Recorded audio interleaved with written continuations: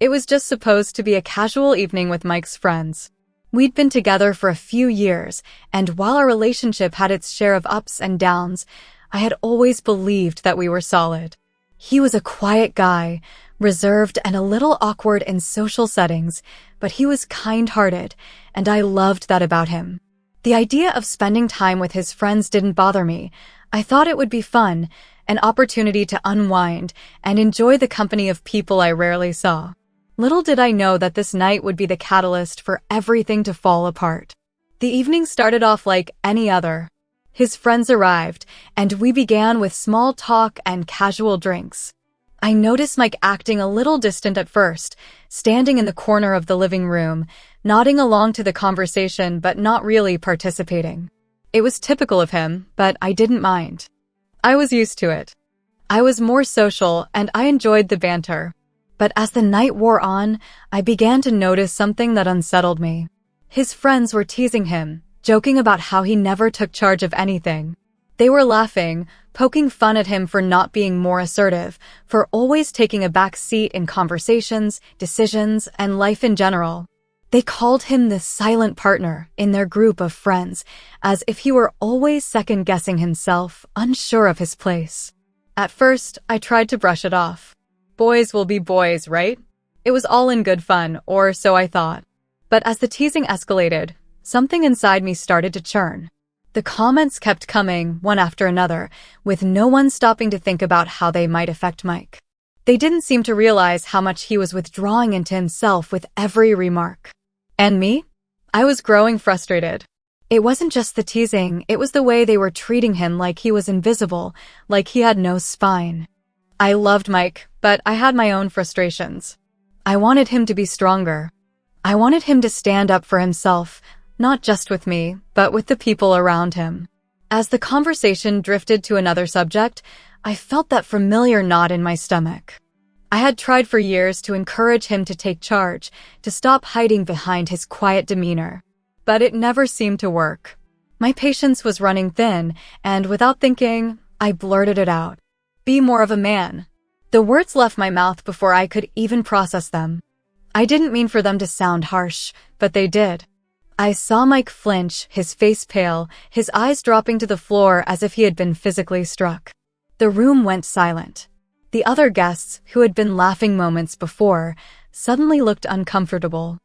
I could feel their eyes on me, but I couldn't take the words back. Mike didn't say a word. He didn't shout, didn't storm out. He just stood there, stunned, as if the weight of my words had hit him harder than I intended. The air was thick with tension, and I could feel my own heart racing, realizing what I had just done. I had been frustrated, yes, but in that moment, I had crossed a line. I had spoken without thinking, without considering how my words would land. I had tried to push Mike into a version of himself that he wasn't ready to be. And now, in the awkward silence that followed, I felt a growing sense of dread. I knew I had made a mistake, but it was too late to fix it. The next day felt like a quiet storm was brewing, a subtle unease that hung between Mike and me like a thick fog. The conversation we had had the night before lingered in the air, unspoken but ever-present. I kept thinking about his reaction, how he had flinched when I said those words. But I convinced myself that he would get over it. After all, it was just a moment of frustration, right? He would understand. I'd apologize, we'd move on. It couldn't be that big of a deal. But as the hours passed, it became clear that I was wrong. Mike was distant, colder than usual. I tried to start a conversation in the morning, but he barely responded. His answers were short, his eyes avoiding mine. It was as if he was a million miles away, even though he was right there, sitting across from me at the kitchen table. I asked if he was okay, but he just nodded, his lips pressed into a tight line. That should have been my first warning sign, but I ignored it. I figured he just needed space. Maybe he was still processing the evening. I couldn't have been more wrong. Throughout the day, the silence between us grew louder. Every time I tried to talk to him, he would give me an absent smile or mutter a few words before retreating into his shell again. I tried to act normal, to keep things light, but the tension was suffocating. We hadn't fought in a while, at least not like this. Our disagreements were usually small, easily forgotten, but this felt different. The weight of what I had said seemed to be slowly suffocating him, and the more I tried to make things right, the further away he seemed to get. By evening, I could feel that something had shifted. It wasn't just the silence anymore, it was the way he was looking at me. There was a sadness in his eyes that I couldn't ignore, a deep hurt that made my stomach drop. I tried to approach him again, this time more carefully. I needed to apologize. I needed him to know I didn't mean what I said. But before I could get the words out, he stood up. "I can't do this anymore," Mike said, his voice quiet but firm. "I don't think I'm the person you want me to be." His words hit me like a punch to the gut. I blinked, unsure if I had heard him right. "What do you mean?" I asked, panic rising in my chest. "I've been trying to change for you. I've been trying to be someone I'm not, someone stronger, more assertive, like you want me to be. But every time I try, it's never enough. You just keep pushing me." He paused, his gaze drifting to the floor. "Maybe it's time we admit that we're not what each other needs. Maybe it's time for me to go." His words were final. There was no pleading, no hesitation, just an overwhelming sense of inevitability. The room felt smaller, the air colder, and I suddenly couldn't breathe. The man I had loved for so long, the man I thought I understood, was standing there, telling me he was leaving. I couldn't process it. "Mike, no. Please," I whispered, but my voice cracked. My mind raced, trying to come up with something to fix it, but nothing came. The damage had been done, and I could see it in his eyes. He had already made up his mind. "I don't think we're right for each other anymore," he said softly, turning away. "I need to go." And just like that, the person who had been my constant for so long walked out of my life.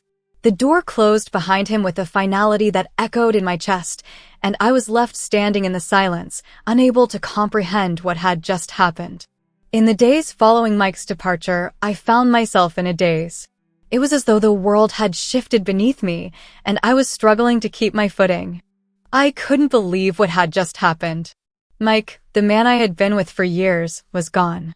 Just like that. I kept replaying the events in my head, wondering where it all went wrong. Was it really just that one moment, those words I had said? Or had there been something deeper, something we hadn't been addressing for a long time? I was torn between anger and heartbreak. Part of me wanted to scream at him for leaving, for making a rash decision, for not seeing how much I regretted those words. But another part of me knew that I had pushed him to this point. It wasn't just the comment about him being more of a man. It was everything that led up to it.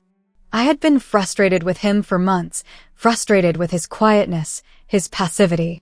But instead of talking to him, I had pushed him, expecting him to change, expecting him to conform to some idea of masculinity that I had in my mind. I had made him feel like he wasn't enough. And now he had left. The silence in the apartment was deafening. For the first few days, I couldn't even bring myself to touch his things. His jacket still hung by the door, his books were scattered across the coffee table, and his half of the bed felt impossibly empty. I tried to busy myself with work, with friends, but everything felt hollow. I kept going through the motions, but it felt like I was walking through life in a fog. There was no escaping the emptiness that had taken over. I called him a few times, but each time he didn't pick up. It was as though he had completely shut me out. I sent messages, apologized, and begged for him to talk to me, but the responses I got were cold and distant. It became clear that he wasn't interested in fixing things, not yet, anyway. It wasn't just about the argument anymore. It was about everything that had led up to it. He had reached his breaking point. Days turned into weeks, and the weight of my actions began to settle in.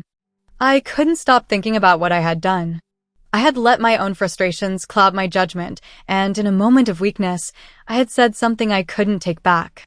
Mike wasn't just my boyfriend, he had been my partner, my best friend. I had taken him for granted, thinking he would always be there, thinking I could push him into becoming someone he wasn't. I spent nights lying awake, wondering if I would ever get another chance to make things right. I knew it wasn't just about saying sorry. It was about showing him that I understood, that I was willing to change, too. But would it be enough? I didn't know. The truth was, I wasn't sure if I deserved a second chance. My frustration, my impatience, it had pushed him away.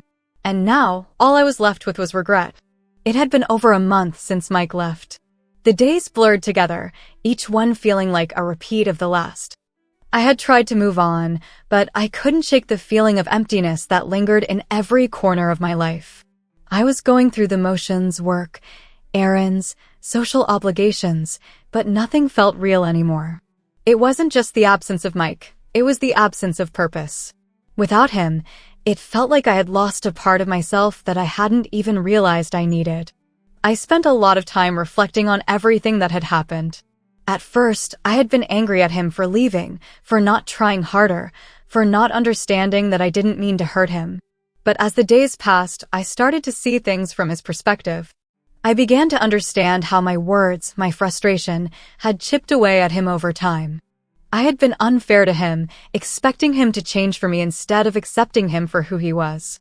I had wanted him to be someone he wasn't, and in doing so, I had broken the trust we had built.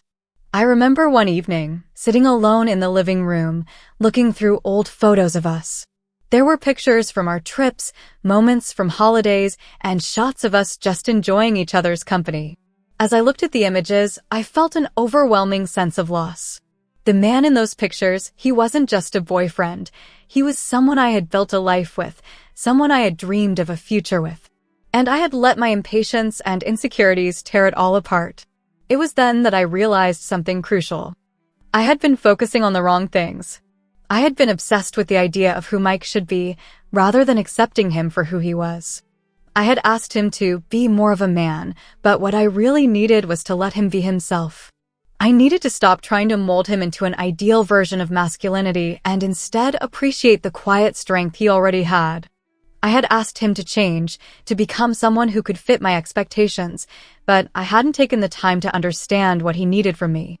And now he was gone. The realization hit me hard. It wasn't just about fixing what I had broken. It was about changing my own approach.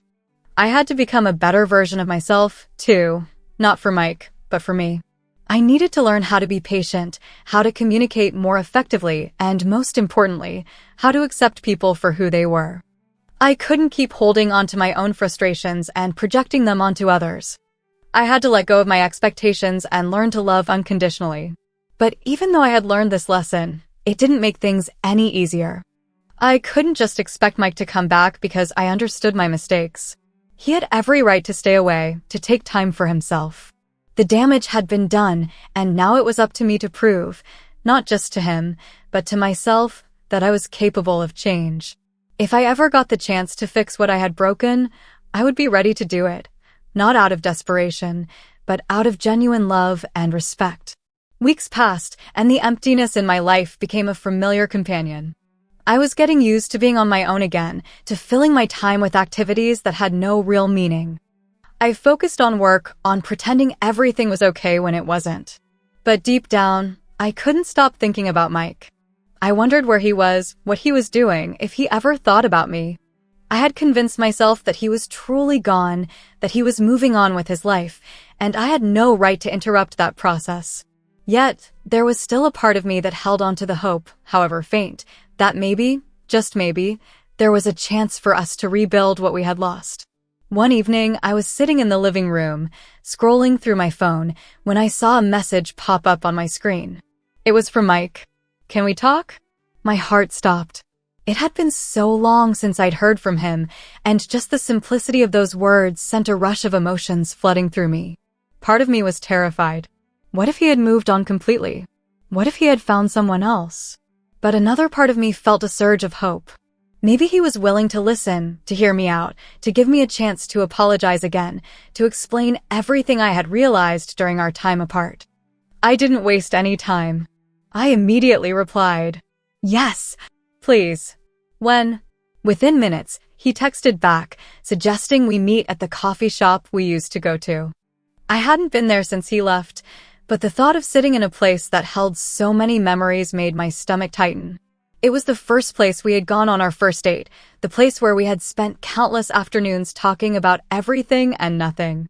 I knew that meeting him there would stir up a lot of feelings, but I was ready. I had to face the consequences of my actions, no matter how painful it might be. The moment I walked into the coffee shop, I saw him. Mike was sitting at our usual table, looking the same, but somehow different. There was a weariness in his eyes that I hadn't noticed before. It was as if the weight of everything we had gone through was etched into his face. But when he saw me, his expression softened. He didn't smile, but the tension in his body seemed to ease, just for a moment. I took a deep breath and sat down across from him. Neither of us spoke at first. We just sat there, staring at each other, both of us trying to find the right words. I opened my mouth to say something, but no words came. I had rehearsed this conversation a million times in my head, but now that it was happening, everything I wanted to say felt inadequate. Finally, Mike broke the silence. "I've been thinking a lot about what you said," he began, his voice quiet but steady, "about how I wasn't enough. And I've realized something too." My heart was in my throat, but I forced myself to listen, to let him speak. "I was too afraid to be myself with you," he continued. "I thought I had to be something else to make you happy. I tried to be the guy you wanted me to be, but I lost myself in the process.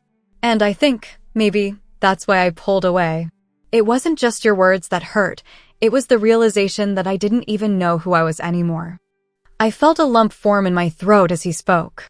I had pushed him so hard, expecting him to change in ways that weren't fair. I had wanted him to become something he wasn't, and I had made him feel like he wasn't enough for me. But hearing him say those words, seeing him finally admit his own pain, was like a punch to the gut. "I'm sorry, Mike," I said, my voice trembling. "I should have never made you feel like that. I pushed you away when I should have been supporting you. I should have loved you for who you are, not for who I wanted you to be. I was wrong." He looked at me for a long time, and for a moment, I thought he might say something else. But instead, he took a deep breath and nodded. "I think we both made mistakes," he said quietly.